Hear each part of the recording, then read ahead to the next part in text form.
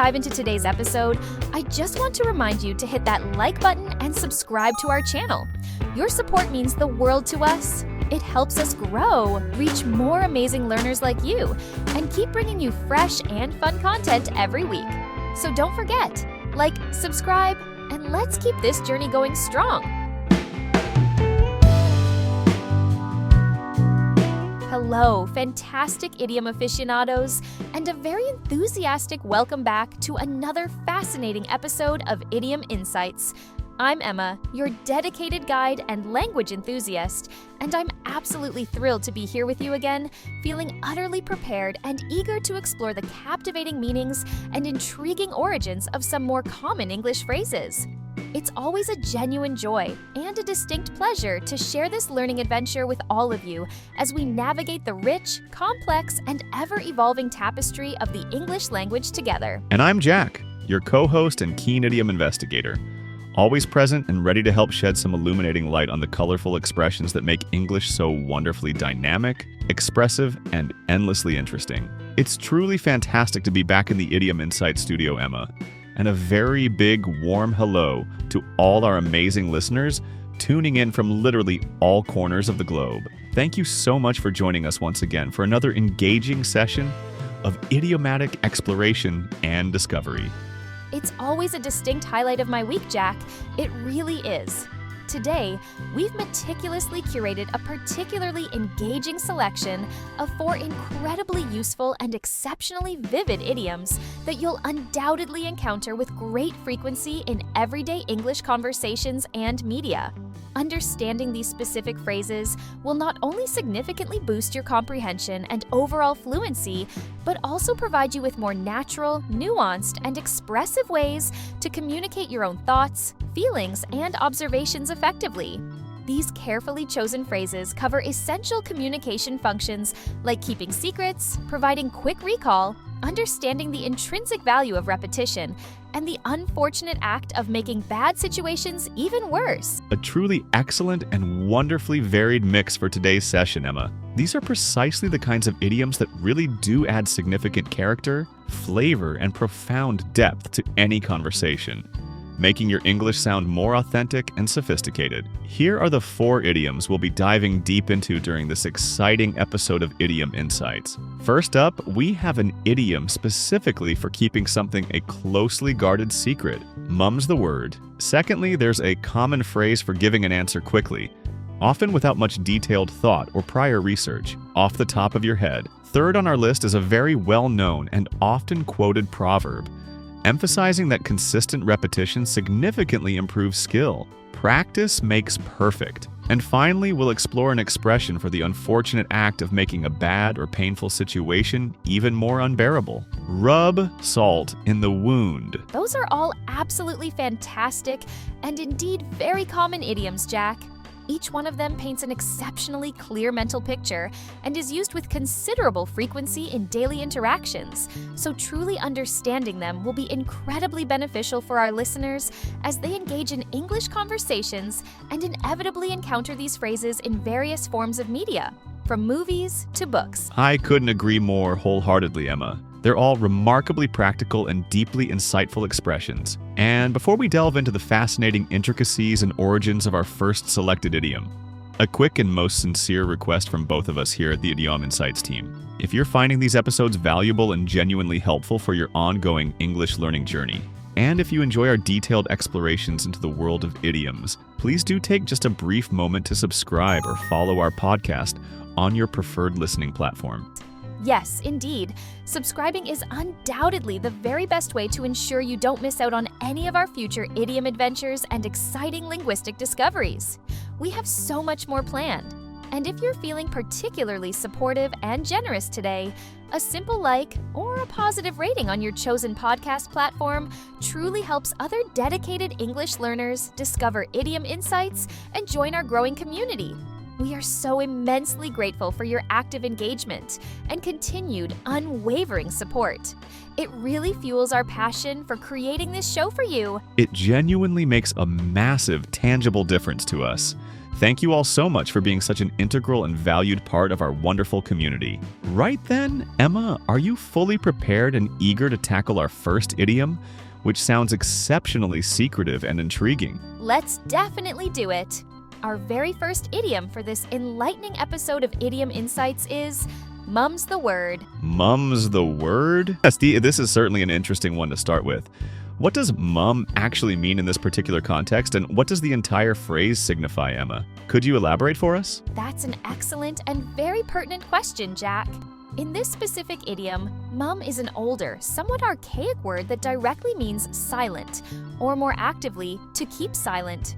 It's widely thought to imitate the sound one makes with closed lips, something akin to which is inherently a sound of silence or suppression of speech. So, the complete phrase, mum's the word, is a clear and direct way of saying, keep this information a secret. Don't tell anyone about this. Or, let's mutually agree not to talk about this particular subject. It functions as a firm instruction or a binding agreement to maintain absolute silence about a particular matter. Ah, I see. So it's essentially a promise or a very clear instruction to be entirely secretive and to not reveal something that has been shared in confidence. If someone imparts a secret to you and then emphatically states mum's the word, they are unequivocally telling you in no uncertain terms not to repeat that information to anyone else whatsoever. They are effectively entrusting you with sensitive, confidential information. Precisely, Jack. That's a perfect understanding. Or, to give another common scenario, if a group of people are meticulously planning a surprise party for a friend or colleague, one of them might turn to the others and earnestly say, "Okay, everyone, please remember, mum's the word around Sarah. We absolutely don't want her to find out even a hint about the party beforehand." It's a crucial reminder to everyone involved in the conspiracy to diligently keep the secret under wraps. It does sound somewhat old-fashioned in its phrasing, perhaps even a little quaint, but it is definitely still commonly used and widely understood today. It often carries a slightly playful or perhaps even conspiratorial feel to it at times, doesn't it? As if you're all sharing a secret pact or an unspoken agreement. Yes, it certainly can evoke that kind of atmosphere. While it's undeniably an older phrase with historical roots, its meaning remains crystal clear and is still broadly understood in contemporary English. It's an exceptionally direct and unambiguous way to instruct someone to keep quiet about this. It powerfully emphasizes the paramount need for discretion and confidentiality in that situation. So, for instance, if a technology company is secretly planning the launch of an innovative new product, the employees directly involved in its development and marketing strategy would most certainly be told in strict terms that mum's the word until the official public announcement is made. No leaks under any circumstances would be allowed. Exactly. That's a perfect application. It's all about scrupulously maintaining confidentiality and preventing premature disclosure. Okay, that's very clear now. So, mum's the word definitively means to keep something a closely guarded secret or to remain completely silent about a particular, often sensitive matter. Are you ready to hear Mia and Mark use this very secretive idiom in a typical, conversational context? Let's listen in with anticipation. I truly wonder what fascinating secret they might be diligently trying to keep from others. Mark, I have some really truly exciting news to share, but you absolutely cannot tell a single soul yet, especially not anyone at all in the office. It's a huge, significant secret for now, and it needs to stay that way. Ooh, genuinely exciting news. That certainly sounds most intriguing, Mia. You know perfectly well that I can keep a secret. What is it? You can absolutely trust me with this. Well, okay then. I've been officially offered that new promotion to department manager. I just found out this morning, literally an hour ago, but it's not going to be officially announced to everyone until sometime next week. And they specifically want to keep it completely confidential and under wraps until then. Mia, that's absolutely fantastic. Brilliant news. Huge congratulations. You really, truly deserve it after all your hard work. That's simply amazing. So does this mean that nobody else knows about this yet except you and the senior managers who made the decision? Exactly. That's the situation.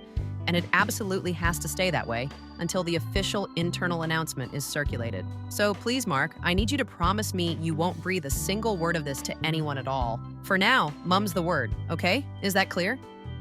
Absolutely, Mia. You have my solemn word on it. Mum's the word. My lips are completely sealed until it's made official to everyone. That's truly brilliant news for you, though. I'm so pleased. That was indeed a perfect and very clear example of its usage. Mia shared her exciting secret news concerning the promotion with Mark, and then explicitly told him, "Mum's the word," to strongly emphasize the critical necessity that he must not reveal it to anyone else until the time of the official company announcement. Exactly so.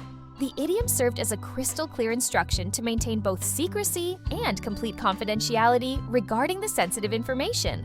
And Mark's immediate response, notably repeating the phrase, clearly demonstrated that he fully understood the gravity of the situation and willingly agreed to keep the secret safe. It's undoubtedly a very common and remarkably effective way to ensure necessary discretion about a particular piece of news or sensitive information. It most certainly is. So, the next time you find yourself needing to tell someone to keep something strictly secret, or perhaps you are the one promising to keep a secret yourself, remember to use the wonderfully concise idiom, "Mum's the word." And we genuinely love to hear from our listeners if you've ever had to keep a significant secret where mum was the word. Or maybe there was a time you fervently wished someone else had kept mum about something. Feel free to share your, perhaps anonymous if you prefer, stories and experiences in the comments section below this episode. That's a great idea, Jack. Let's move on now to our second carefully selected idiom in this episode of Idiom Insights. This next one is all about quick thinking and spontaneous answers. Our second idiom for you today is off the top of your head. Off the top of your head. This phrase certainly sounds like an idea or a piece of information just popping out of your head almost effortlessly without much deep contemplation. What exactly does it mean when an answer or idea is said to come off the top of your head, Jack? That's a very good and quite accurate way to visualize the meaning, Emma. When you say something off the top of your head, it signifies that you are providing an answer, an estimate, a suggestion, or an idea very quickly, usually without having had much, if any, time to think about it carefully, to deliberate, or to check any relevant facts or figures. It's an immediate, almost instantaneous, spontaneous response based purely on your existing knowledge, gut feeling, or current memory, rather than a well-researched, thoroughly considered, or deeply analyzed one. So it strongly implies a quick, rather informal, and quite possibly not entirely accurate or complete answer. For instance, if someone asks you a somewhat complex question and you don't have the exact, precise information readily available at that moment, you might give an approximate answer and then qualify it by saying, "Well, just off the top of my head, I'd estimate it's about 500, but I would definitely need to check that figure properly to be absolutely sure." Precisely. That's a perfect illustration. Or imagine if your boss suddenly asks you in a meeting for an immediate, on-the-spot estimate of how long a particular project is likely to take, and you haven't yet had the opportunity to plan it out in any significant detail. You might respond by saying, "Just off the top of my head, I would venture that it will take approximately 3 months to complete, but I'll certainly need to conduct a proper, detailed analysis to give you a more accurate timeline." It's a very useful way of qualifying your answer, clearly indicating that it's merely a preliminary thought or an initial guess. It's a truly useful phrase for effectively managing expectations in a conversation, isn't it? It clearly signals to the listener that your answer is an impromptu one, given without prior preparation, and therefore shouldn't be taken as a definitive, fully researched, or contractually binding statement. It strongly suggests a casual, immediate recall or a quick mental calculation rather than deep, careful deliberation or factual verification. Yes, exactly that. It's very often used when you're asked for information that you don't have immediately at your fingertips, but about which you can make a reasonable guess, a quick recollection, or an educated estimate. By using this phrase, you're explicitly not claiming absolute infallible accuracy for the information you're providing. So, for another example, if someone asks you for the name of a good restaurant in a city you visited quite a long time ago, you might try to remember one and say, off the top of my head, I think the Italian place on Main Street was quite good, but please bear in mind it was a fair while ago, so things might have changed. That's a perfect and very relatable example of its common usage. It's your best immediate guess or the first memory that comes to mind without extensive searching. So to reiterate, Saying something off the top of your head means to give an answer, an estimate, or an idea quickly and spontaneously, without the benefit of careful thought, detailed research, or checking specific facts, based primarily on immediate recall or existing general knowledge. Are you ready to hear Mia and Mark use this common idiom in their conversation? Let's definitely listen in. I wonder what sort of quick answer or immediate estimate one of them might be required to give in this scenario. Mia, our main client, just called, and they urgently want a rough idea of approximately how many people attended our online webinar last week. They apparently need a number for their internal progress report pretty quickly this afternoon. Do we happen to have the exact finalized figures available right now? Oh, the exact final attendee count from the detailed analytics report isn't quite ready yet, Mark, unfortunately. That comprehensive report usually takes a couple of days to compile accurately. What with cross-referencing all the unique viewers, bounce rates, and various engagement metrics. I see. That makes sense. But they just need a ballpark figure for the time being, something approximate that they can use as a placeholder in a draft version of their report. Can you possibly give me any kind of reasonable estimate, even if it's not perfectly precise at this stage? Let me just think for a moment. Based on the initial registration numbers I saw before the event and the live attendee counter, I glanced at partway through the live session, well, just purely off the top of my head. I'd venture to say we probably had somewhere around 250 to 300 attendees in total. But please make sure you explicitly tell them that's a very rough estimate, and the final, verified, accurate number will be included in our official post-event report next week. Okay, great. 250 to 300 off the top of your head. That's certainly helpful enough for now, Mia. I'll make absolutely sure to clearly communicate to them that it's just a preliminary figure and subject to final confirmation. Thanks so much, Mia. That dialogue clearly and effectively illustrates the practical use of the idiom. Mia provided an approximate number of webinar attendees off the top of her head, precisely because she didn't have the exact verified figures immediately available, and she very sensibly qualified her statement as a rough estimate that would require later, more accurate confirmation. Exactly so, Jack. It perfectly showed the idiom being used for a quick, spontaneous answer based on immediate memory and general awareness, not on precise, readily available data. Crucially, it helped to manage expectations regarding the absolute accuracy of the information that was provided under time pressure. It's an extremely common and undeniably useful phrase for countless everyday situations where you might need to give a quick, unverified answer or estimate. It most certainly is. So, the next time you find yourself giving an immediate answer without having had the adequate time or resources to check all the facts thoroughly, you can comfortably say it's off the top of your head. And of course, we'd be fascinated to hear about a time when you had to give an important answer off the top of your head. What was the question and what was the situation? Please do share your interesting experiences with us in the comments section below the episode. That's a wonderful idea, Jack. Let's smoothly move on now to our third enlightening idiom in this episode of Idiom Insights. This particular one is a very well-known and frequently quoted proverb concerning improvement and skill development. Our third carefully selected idiom for today is, practice makes perfect. Practice makes perfect. This is a proverb that countless parents, teachers, and coaches often tell children and learners of all ages. It seems quite straightforward on the surface, but what's the fundamental core message behind this well-worn saying, Jack? It is indeed a very well-known, widely accepted, and generally encouraging proverb, Emma. The phrase practice makes perfect essentially means that regularly and diligently repeating an activity, skill, or task is the most effective, if not the only, way to become truly proficient, skilled, or even excellent at it. It strongly suggests that the more you consistently practice something, the progressively better you will inevitably become, eventually reaching a remarkably high level of skill, competence, or perhaps even what could be described as perfection. So it's fundamentally about highlighting the immense importance of dedicated repetition and consistent, sustained effort in the often challenging process of learning and ultimately mastering any new skill.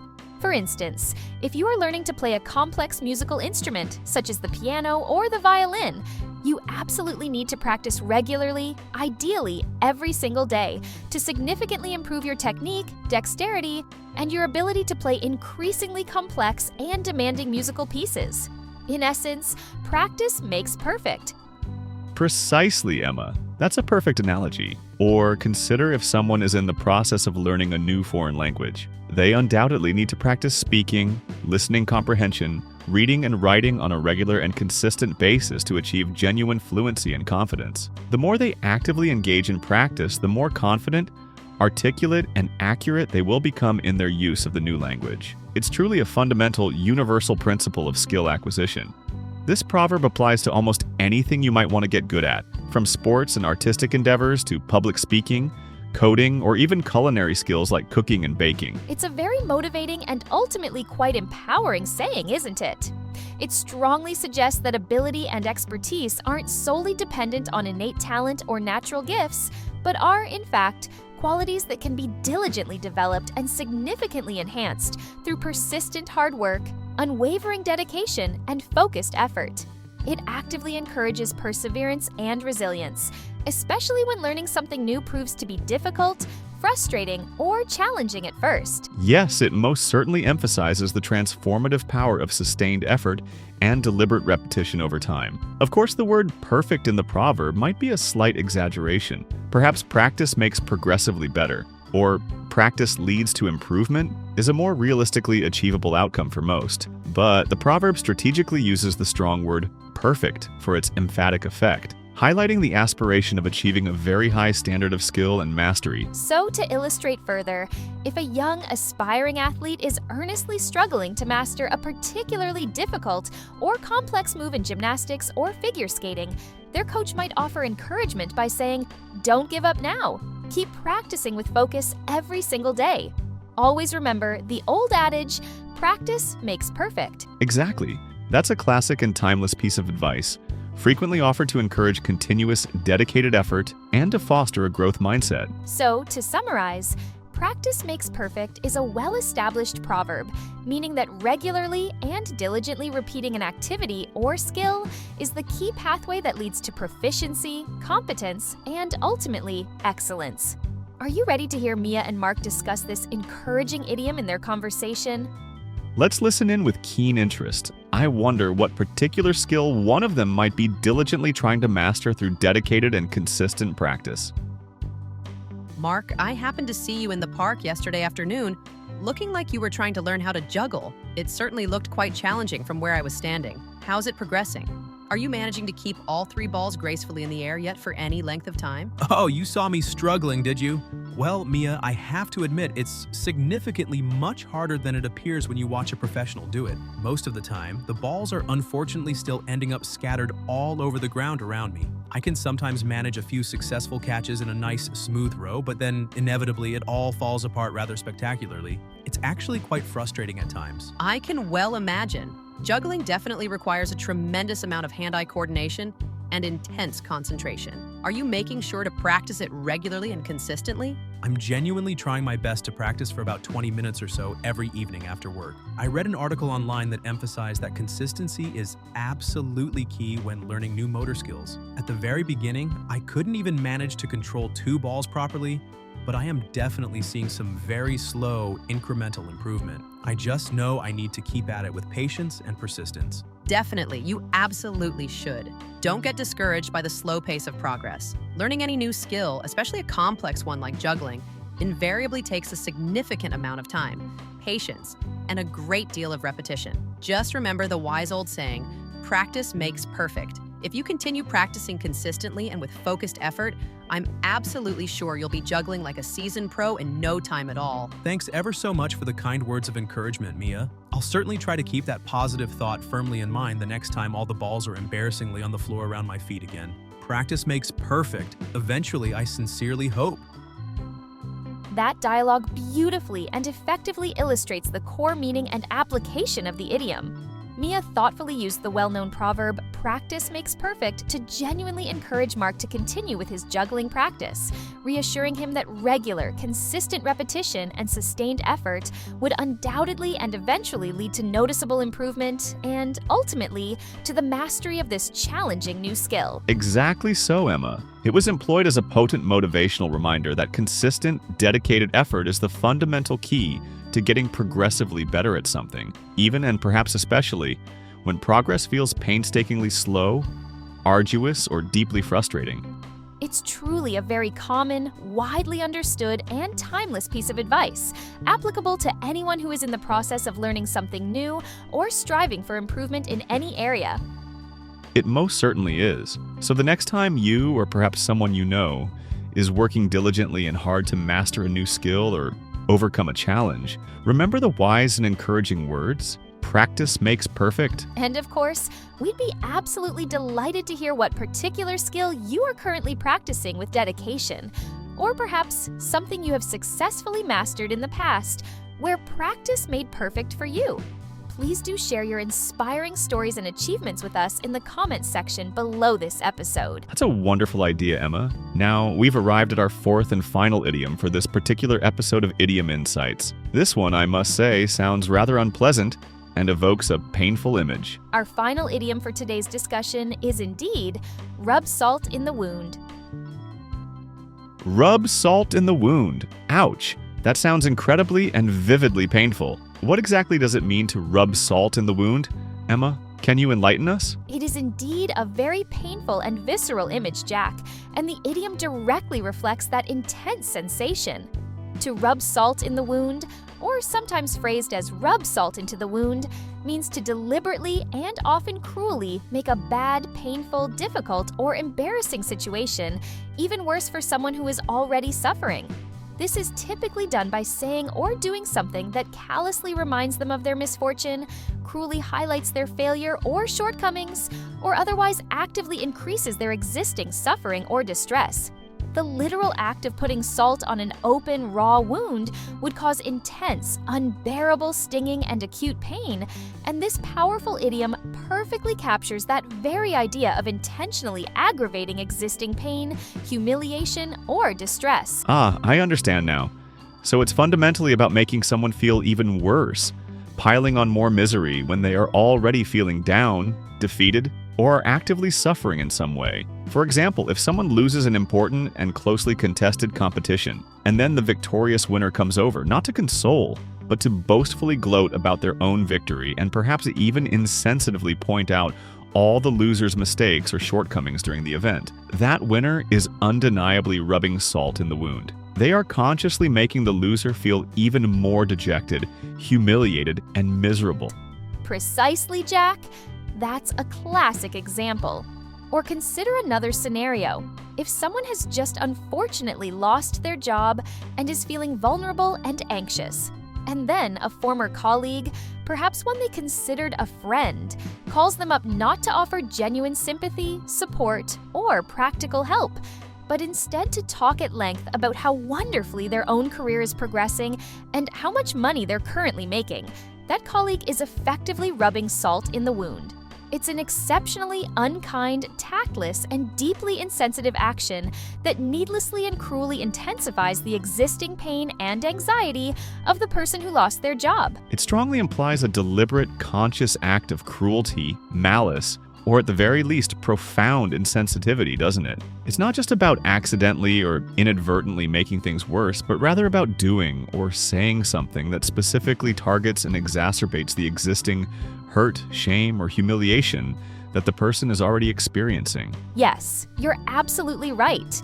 The element of deliberate, calculated aggravation is often a key component of this idiom's meaning. Although it is true that sometimes people can inadvertently rub salt in a wound through sheer thoughtlessness, lack of empathy, or social awkwardness.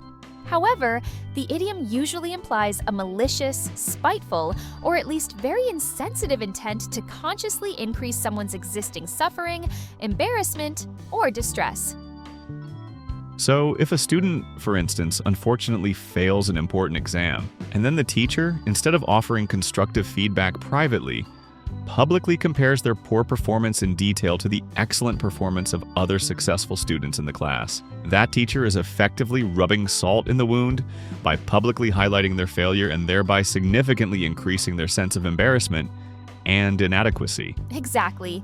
That's a very clear illustration. It's all about callously adding to and thereby worsening existing pain, humiliation, or distress. So, to clearly summarize, to rub salt in the wound means to deliberately and often cruelly make a bad, painful, or embarrassing situation significantly worse for someone, frequently by reminding them of their misfortune, highlighting their failures, or otherwise increasing their suffering. Are you ready to hear Mia and Mark use this rather cruel-sounding but descriptive idiom? Let's listen in carefully. I truly wonder what kind of painful or unfortunate situation is being made even worse in their unfolding story. Oh, Mark, I feel so terribly, deeply sorry for Sarah at the moment. You know, she broke up with her long-term boyfriend, Tom, last month after several years together, and she's still really, understandably very upset and heartbroken about it. She was apparently still hoping, against the odds, that they might somehow get back together. Yes, I did hear about that unfortunate situation. It's always incredibly tough going through a significant breakup, especially after such a long and involved relationship. Is she managing to do okay, all things considered? She's genuinely trying her best to be strong and put on a brave face for everyone, but it's clearly very, very hard for her right now. And then, as if things weren't bad enough to make matters even worse and more painful, she told me that Tom's sister, someone Sarah used to be quite friendly and close with, called her up unexpectedly yesterday. Oh? Was she calling to offer some much-needed support? Some words of comfort? Or perhaps just to see how Sarah was coping with everything? Not at all, unfortunately. Quite the opposite, in fact. Apparently, Tom's sister called mainly, it seems, to tell Sarah in great detail all about how incredibly happy Tom is, now that he's single again. How he's already enthusiastically going on dates with other people, and even how he supposedly said the breakup was the best thing that ever happened to him. Can you even begin to believe how utterly insensitive and cruel that is? Wow, that's unbelievably, appallingly cruel and thoughtless. Sarah is already completely heartbroken and vulnerable, and then Tom's sister has the audacity to call her up just to maliciously tell her all of that? That's not just merely insensitive. That's truly, deliberately rubbing salt in the wound. It's almost as if she was intentionally trying to make Sarah feel even worse than she already did, to twist the knife. I know. It was such a genuinely horrible and unnecessary thing to do to someone in her position. Poor Sarah was completely devastated all over again after that call. That dialogue perfectly and powerfully illustrates the true meaning of the idiom. Tom's sister, by callously telling the already heartbroken and vulnerable Sarah about Tom's supposed happiness and his new dating life, was deliberately and cruelly making Sarah's incredibly painful situation even more unbearable. She was, without a doubt, rubbing salt in her wound with considerable malice. Exactly so, Emma. The idiom precisely captured the inherent cruelty and profound insensitivity of an action that seemed intentionally designed to aggravate Sarah's existing, deep emotional pain and profound distress. It clearly highlighted how someone, through their words, made an already bad and painful situation feel even more unbearable and hopeless for the person suffering. It's a very common, highly descriptive, and vivid idiom for describing that specific kind of deliberate intensification of suffering, pain, or humiliation. It most certainly is. So the next time you witness someone callously making a painful or difficult situation even worse for another person, especially by cruelly reminding them of their misfortune or highlighting their perceived failures, you might accurately observe that they are rubbing salt in the wound. And as always, we'd be very interested to hear if you've ever personally witnessed someone rubbing salt in another's wound. Or perhaps you can recall a situation from a book, a film, or a play where this particular idiom was aptly demonstrated. Please do share your observations and examples with our community in the comments section below this episode. We always genuinely appreciate reading your insightful comments, personal stories, and varied perspectives. Well, Emma, it seems we've successfully explored 4 more really useful, highly descriptive, and commonly encountered idioms in this packed episode of Idiom Insights. We certainly have, Jack. It's been another great session. Just to quickly recap for everyone tuning into Idiom Insights today, or for those who might need a quick reminder, we learned: Firstly, mum's the word, which, as we discussed, means to keep something a closely guarded secret or to remain completely silent about a particular matter. Secondly, off the top of your head, a phrase used when giving an answer, an estimate, or an idea quickly and spontaneously, often without the benefit of careful thought or detailed fact-checking. Thirdly, practice makes perfect, a well-known proverb which states that regularly and diligently repeating an activity or skill is what ultimately leads to proficiency, skill, and excellence. And finally, rub salt in the wound, which means to deliberately and often cruelly make a bad, painful, or embarrassing situation even worse for someone who is already suffering. 4 more absolutely fantastic and highly practical additions to your ever-expanding English idiom repertoire. Remember, listeners, the very best and most effective way to make these useful phrases a natural and integral part of your active vocabulary is to consciously and actively listen for them in real-life conversations, in movies, on TV shows, and in various forms of media, and then to gradually build your confidence by trying to use them yourself in appropriate conversational contexts. Absolutely, Jack. That's excellent advice. Don't ever be afraid to experiment with new language. The more you actively use these idioms in your own speech and writing, the more comfortable, natural, and fluent your English will undoubtedly become. And if you thoroughly enjoyed learning with us today, and we sincerely and truly hope that you did, please do consider giving this episode of Idiom Insights a like and perhaps leaving us a positive review or a star rating on your preferred podcast platform. Your invaluable support genuinely helps us to reach more enthusiastic learners around the world and enables us to continue creating this educational content for you. And please, make absolutely sure you hit that subscribe or follow button for Idiom Insights so you don't miss out on any of our upcoming future episodes where we'll continue to enthusiastically unravel the wonderful, sometimes witty, and always fascinating world of English idioms together.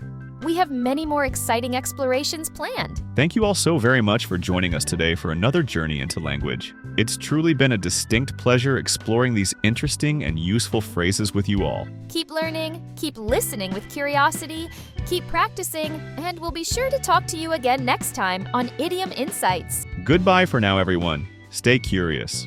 See ya, take care.